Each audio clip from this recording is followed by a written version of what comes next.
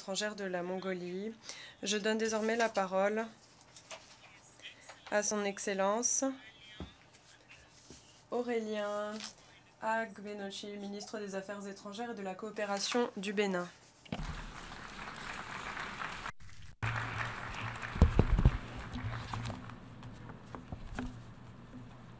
Monsieur le Président de l'Assemblée générale des Nations unies, Monsieur le Secrétaire général des Nations unies, distingués délégués, Mesdames, Messieurs, c'est au nom de Monsieur Patrice Talon, Président de la République du Bénin, chef de l'État, chef du gouvernement, que je voudrais délivrer le présent message dont la teneur suit.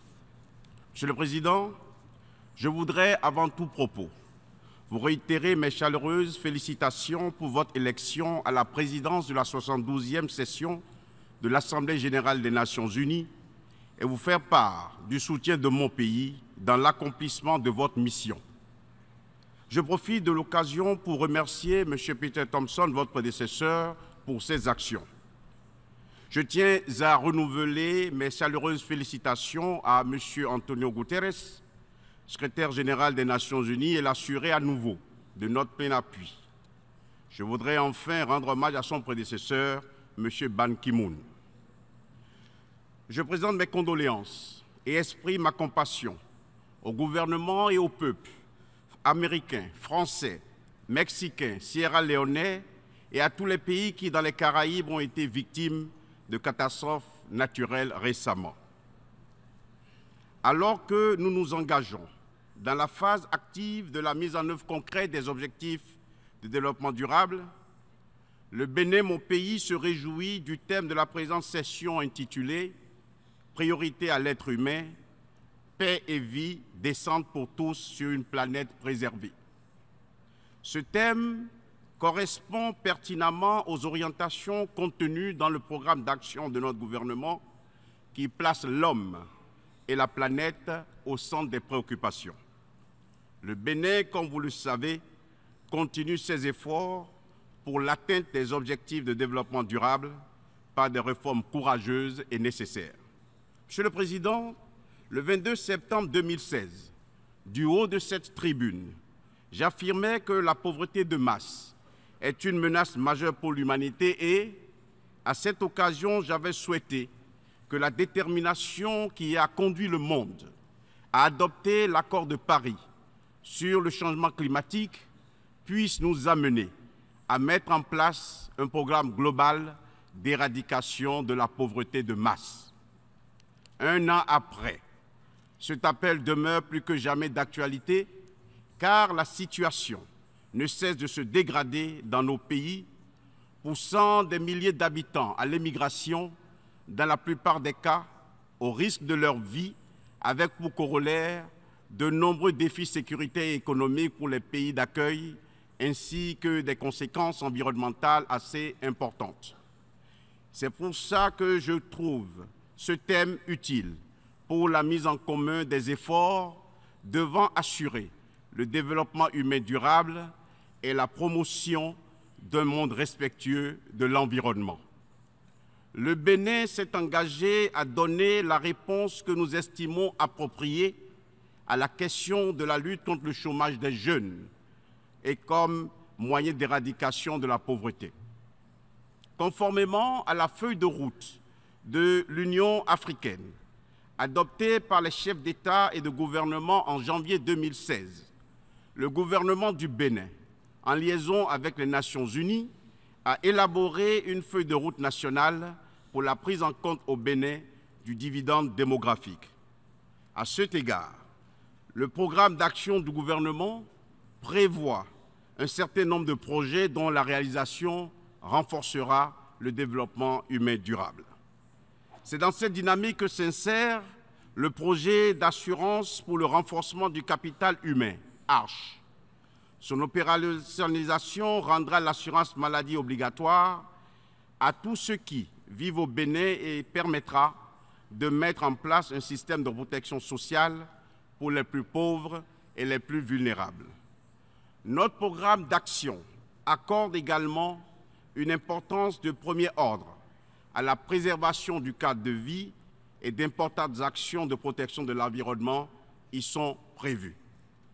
Il me semble important de saisir l'opportunité de cette tribune pour rappeler que le Bénin, par ma voix, avait proposé le 15 novembre 2016, à l'occasion de la séance solennelle de haut niveau de la COP22 tenue à Marrakech au Maroc, la création d'un centre international de recherche pour répondre concrètement aux effets de changement climatique sur l'agriculture en Afrique, en lien avec l'Institut international pour l'agriculture tropicale basé au Nigeria. Notre souhait est que les instances appropriées des Nations Unies prennent la mesure de cette proposition qui permettra d'assurer le développement durable de l'agriculture en Afrique. Nous sommes profondément attachés aux efforts de lutte contre le changement climatique et considérons que l'accord de Paris est un outil incontournable pour y parvenir. À cet égard, mon pays soutient les diverses initiatives, notamment celle de la France, destinée à amener les Nations Unies à mettre en place une troisième génération de droits fondamentaux qu'incarnerait le Pacte mondial pour l'environnement.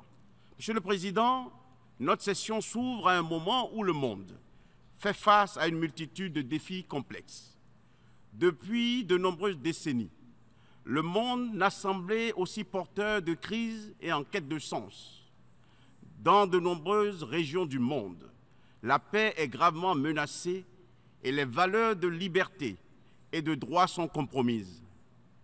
L'extrémisme violent et le radicalisme pèsent lourdement sur la sécurité et la stabilité internationale. L'attaque contre le multilatéralisme et donc contre les Nations Unies participe de cette tendance pernicieuse que nous devons rejeter. C'est pourquoi, pour assurer le bien-être des populations africaines et aborder ces problèmes avec l'efficacité requise, l'Union africaine a plus que jamais besoin de se reformer. Pour sa part, le Bénin soutient fermement le processus de réforme en cours et souhaite vivement son aboutissement à très brève échéance. Monsieur le Président, Mesdames, Messieurs, la réforme des Nations Unies, en particulier celle du Conseil de sécurité, doit également être poursuivie pour accroître l'efficacité de l'organisation, notamment dans le domaine de la paix et de la sécurité. Le Conseil de sécurité doit être recomposé pour tenir compte des mutations intervenues sur la scène internationale au cours des décennies écoulées. On ne peut d'un côté appeler au respect de la démocratie dans tous les pays et paradoxalement ne pas vouloir qu'elle soit appliquée dans la réforme du Conseil de sécurité. Cette réforme, nous l'espérons vivement, permettra de réparer l'injustice faite à l'Afrique, seul continent non représenté dans la catégorie des membres permanents du Conseil. La position du Bénin sur cette question est conforme à celle de l'Afrique, telle qu'exprimée à travers le consensus des Zulwini. Les Nations Unies et plus particulièrement le Conseil de sécurité ont aussi besoin d'un nouveau départ. Au titre des défis importants à relever, figure également le règlement de la question palestinienne. La création de l'État palestinien, membre de plein droit des Nations Unies et vivant en bonne entente avec Israël, permettra sans nul doute de créer la dynamique qui fera baisser les tensions dans cette région.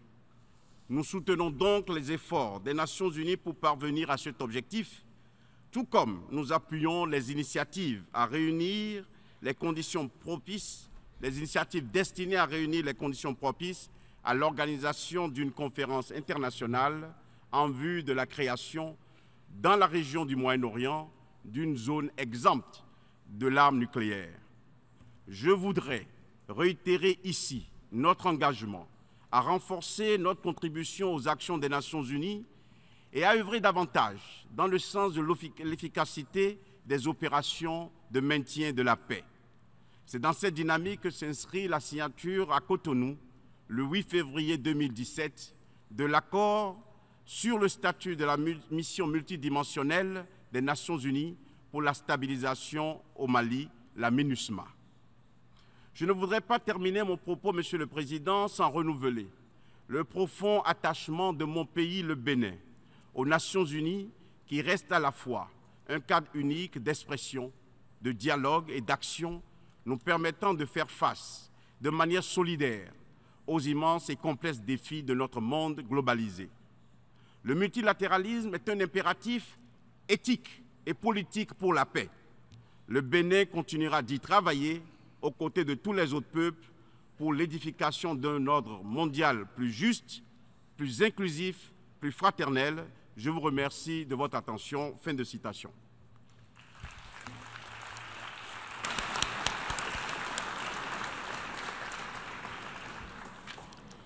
I thank the Minister. Je remercie le ministre des Affaires étrangères et de la coopération du Bénin de sa déclaration. À présent,